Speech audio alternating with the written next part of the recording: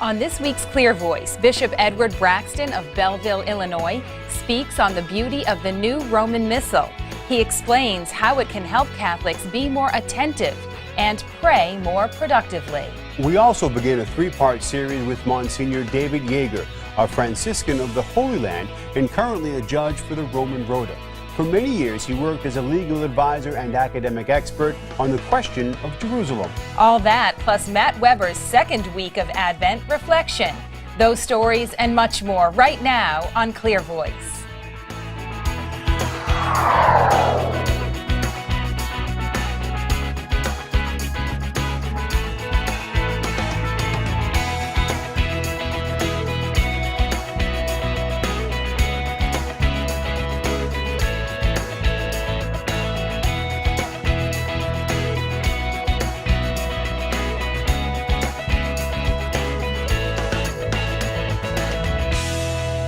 Hello, everyone, and welcome to Clear Voice. I'm John Monahan. And I'm Christine Caswell. Monsignor David Yeager was born an Israeli Jew. Born in Tel Aviv, he became a Christian as a teenager. Monsignor Yeager is an expert on the Middle East and has been involved in a number of negotiations in the region. Today, he talks to us as an academic expert on the question of Jerusalem.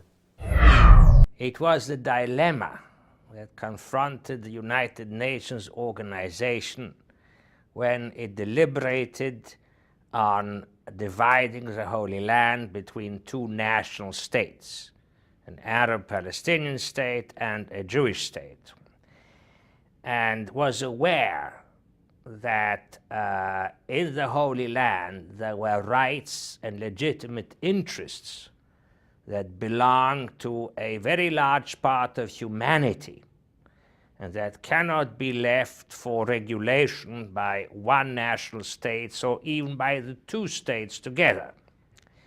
Therefore, the United Nations established Jerusalem and its environs as an area under international administration, in which the followers of all three religions, Judaism, Christianity, and Islam, would have equal rights and would be equally protected by an international administration. An administration that would also look after religious rights in the holy places throughout the rest of the Holy Land. Unfortunately, the peaceful transition that the United Nations had envisaged from British rule to the new arrangement did not come about. As a result of war, Jerusalem was divided between an area in the east under Jordanian control and an area in the west under Israeli control, with each side annexing unilaterally the part that it controlled militarily.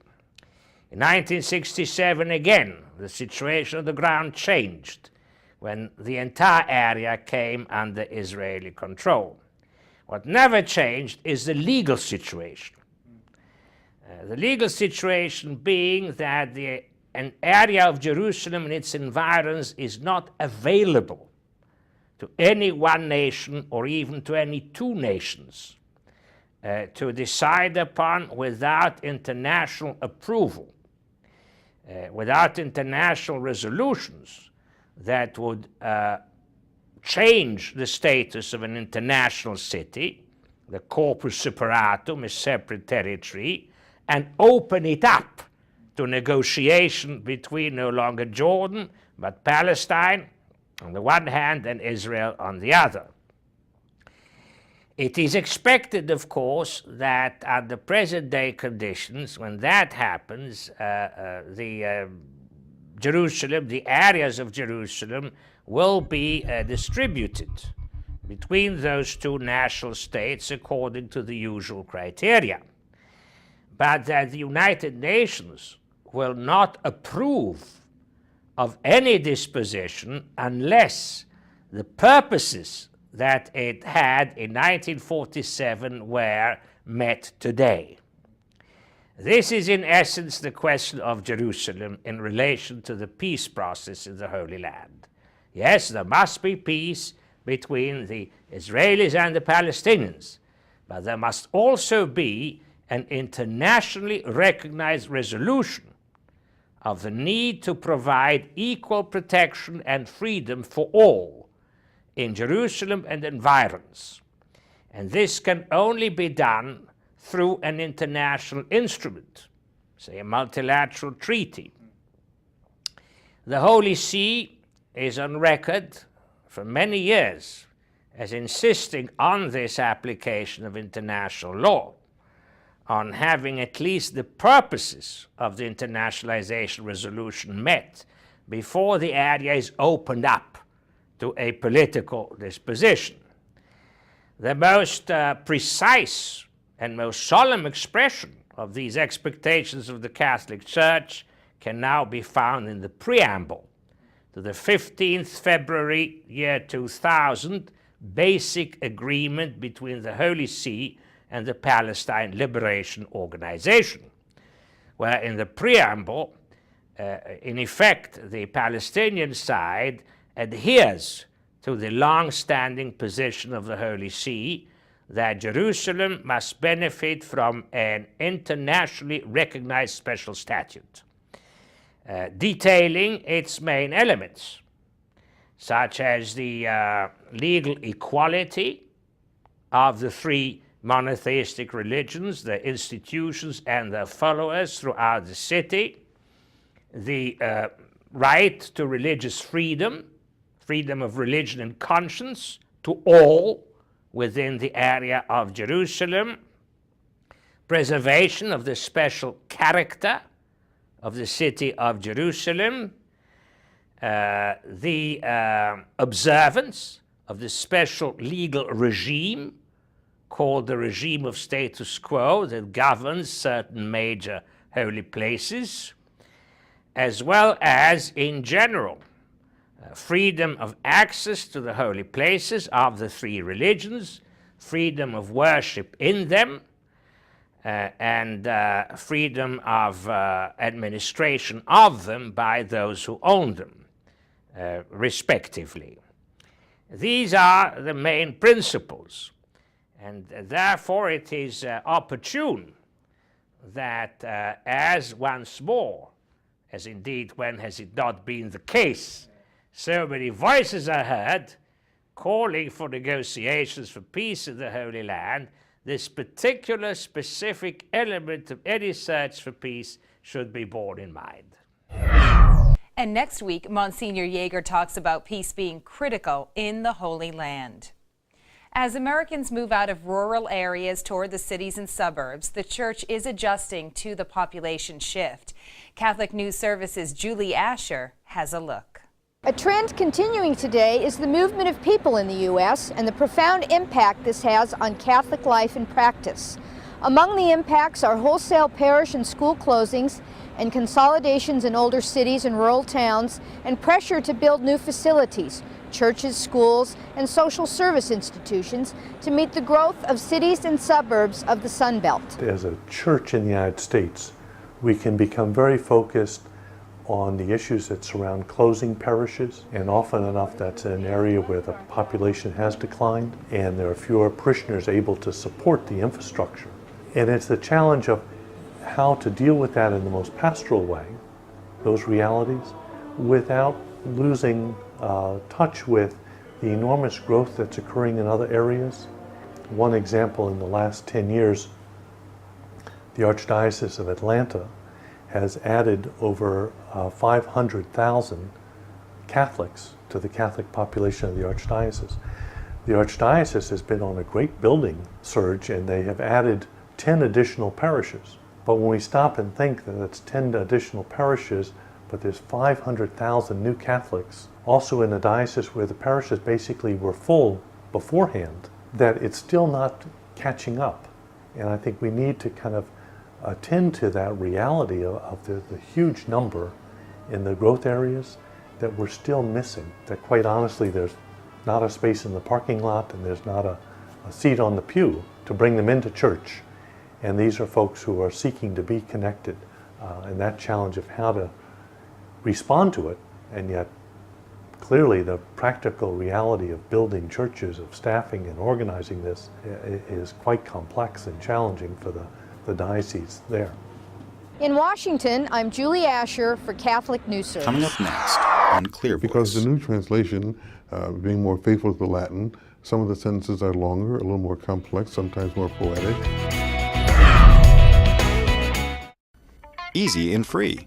Adding Catholic streaming media to your website from all over the nation, the Vatican, and the world just became very simple and absolutely free from Catholic TV. Catholic TV Junior is a small web-based video player that features Catholic television shows, news, special events, and much more. You can embed this user-friendly carousel in the website of your diocese, your parishes, schools, and other Catholic agencies. It's just a click away. At www.catholictvjunior.com, the code can be found to provide this beautiful player for the people whom you serve. Simply copy and paste it into your website, and the player can even be customized with content just for your viewers. Smaller versions are also available. Enhance your presence on the internet. Educate, inspire, and evangelize by adding Catholic TV Junior to your fine website, and the video is always changing. It only takes minutes to add Catholic TV Junior to your site, and everything you need can be found at catholictvjunior.com. Your Catholic website will never be the same. From your friends at America's Catholic Television Network, Catholic TV.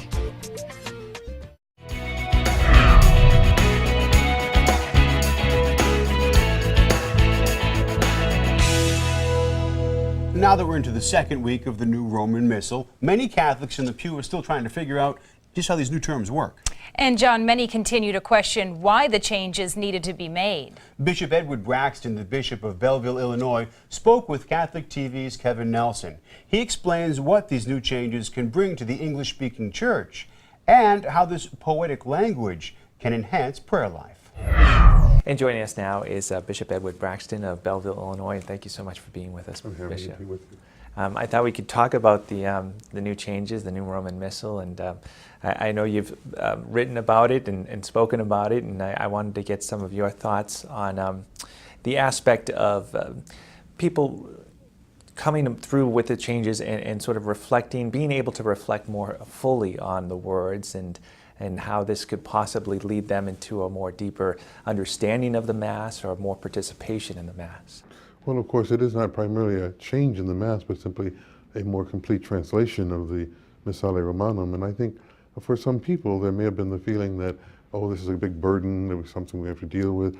Actually, it's not a burden at all. I think it's an opportunity to be embraced, not a burden to be endured. I think it's an opportunity for deacons, priests, bishops, and the Christian faithful who assemble for liturgy and religious to renew their spirituality through the liturgy. It provides us with a kind of Lectio Divina, a kind of spiritual reading, if you will, because the new translation, being more faithful to the Latin, some of the sentences are longer, a little more complex, sometimes more poetic, makes us necessarily slow down. Priests must slow down. There are periods, commas, semicolons, pauses. Words must be enunciated clearly because they're new words. So I hope that we priests, when we pray the Mass, will take advantage of this opportunity and overcome any bad habits we may have learned of rushing through the Mass, and that our people will also listen in a more leisurely way, if you will, to hear the words and to turn over in their hearts the meaning of the words. As Mary turned over in her heart the meaning of the Incarnation, the Word in her, we must turn over the meaning of the words of the Eucharistic prayer in our own hearts. So I think it becomes an opportunity really for spiritual growth through a kind of Lectio Divina. And you mentioned too, and I read about the poetic aspect of the words too, and how it really is, it's a bit of poetry in the translation. Well, there's a paradox. In one sense, some thought the prior translation was more poetic, but in another sense, by being more faithful to the Latin and more fully incorporating the imagery, there is a great deal of poetry if it is proclaimed properly. And in the address that I'm giving to the bishops later on, I speak to the bishops about even comparisons you can make between the way T.S. Eliot writes, or the way especially Gerard Manley Hopkins writes, and some of the beautiful lines in their poetry. Not that the text of the Mass is written in the same fashion, but they are both using words.